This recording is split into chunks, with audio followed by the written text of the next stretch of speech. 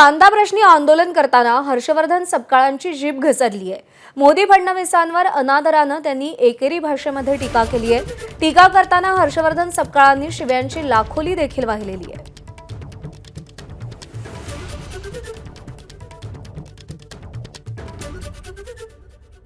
शेतकरी उपाशी, फडणवीस मोदी तुपाशी।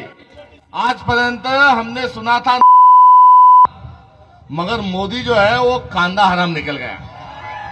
काय म्हणाला की मी कांदा खाल्लाय, मी तुमचा कांदा खाल्लाय, मी तुमच्याशी बेईमानी करणार नाही। बेईमानी म्हणजे इमानदारी का बेईमानी? पहा किती बेईमानी केली।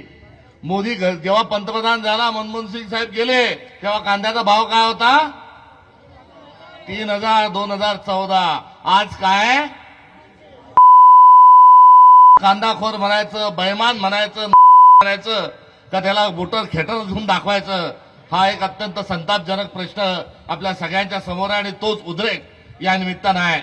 3000 भाव असा कसा देत नाही, ही भूमिका घेऊन आपल्याला जायचंय। आणि ही भूमिका घेऊन जात असताना त्यावर सगळंच बोलले। आणि जो घेतला जाणारा कांदा हाही व्यापाराचा घेतला जाणार आहे। चीज भी मेरी, पट भी मेरी, आंटी मेरे बाप की, असा हे नालायक जे सरकार आहे, ते फडणवीस जे आहेत तेही काय म्हणाले 2400 रुपये देऊ। हा पण असा गद्दार माणूस आहे की 2400 वरून उलटी उडी मारली आणि 1200चा बोलतोय। 1200 मध्ये राईस प्लेट जेवढे येतील तेवढे 2-3 खा आणि पळून जा। त्यामुळे यांच्या बोलण्यावर कुठे विश्वास नाही। अत्यंत खोटारडा असा महाराष्ट्राचा मुख्यमंत्री आहे।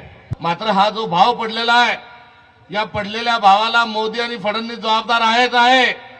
मात्र यावर आपल्याला ही लढाई थांबून चालणार नाही, कारण आंतरराष्ट्रीय स्तरावर कांद्याचा भाव ठरत असतो। बांगलादेशाने कांदा बांगलादेश द्या म्हणत होता, मोदीने एकदम झटक्यात खटक्यात पाडला आणि खटका पाडला। बटन जसं बंद करतो, स्विच जसा बंद करतो तसा बंद केला।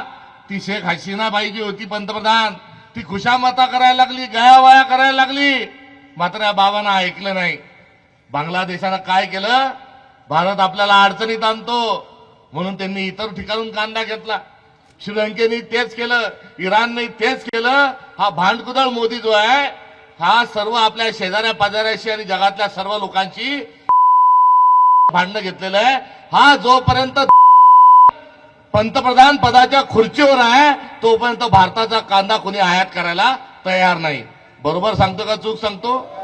जो भी कहेंगे सच कहेंगे, सच के सिवा कुछ नहीं कहेंगे। आपण डिझेलच्या लाईनीत आहे आणि दररोज 50 के म्हणजे हजारो लाखो लिटर डिझेल जे आहे हे बांगलादेशात चाललं।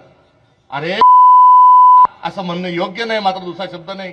अरे मोदी, तू सांग ना की डिझेल पाहिजे असेल तर कांदाही घ्यावा लागल, एक के साथ एक, तर आम्ही तुम्हाला डिझेल देऊ। मात्र याची सांगायची हिंमत नाही। आंतरराष्ट्रीय सगळ्यांशी हा भांडला, आपला कांदा कोणी घ्यायला तयार नाही। याचं सोल्युशन काय, याचं औषध काय? ये सरदार निकम्मी है, ये सरकार बदलनी है। तर मोदी घरी गेल्याशिवाय चांगलं होणार नाही। आणि नरेंद्र जो आहे हा सिलेंडर आहे, कांद्याचा भाव जो आहे हा या सरकारच्या नाकर्तेपणाचं लक्षण आहे। एवढंच या धरण्याच्या आंदोलनाच्या निमित्तानं सांगतो। आणि सरफरोशी की तमन्ना अब हमारे दिल में है, देखना है जोर कितना बाजुए कातिल में है। आणि जी खरेदी होईल रोहित दादा, ती एपीएमसी झाली पाहिजे। ती खासगी माणसाच्या काट्यावर तराजूवर होता कामा नये। खासदार साहेब 1% तर 1% मात्र ती एपीएमसी झाली पाहिजे। इथले लोकप्रतिनिधी काय करतात? खासदार जे माजी मंत्री होते त्यांच्या जवळचे लोक दलाल झालेले आहेत। कृषी मंत्री जे आहेत एक्का दुरी तिरी रम्मी बघ जे आहेत ते विधान भवनात खेळतात आहे। कृषी मंत्री आता कृषी मंत्री ठिकाणावर राहिला नाही, महाराष्ट्रात कृषी मंत्री आला, सांगून गेला इतके दिवस झाले, मात्र अजूनही कृषी मंत्री येऊन गेल्यावरही खरेदी सुरू झालेली। एबीपी माझा, उघडा डोळे बघा नीट।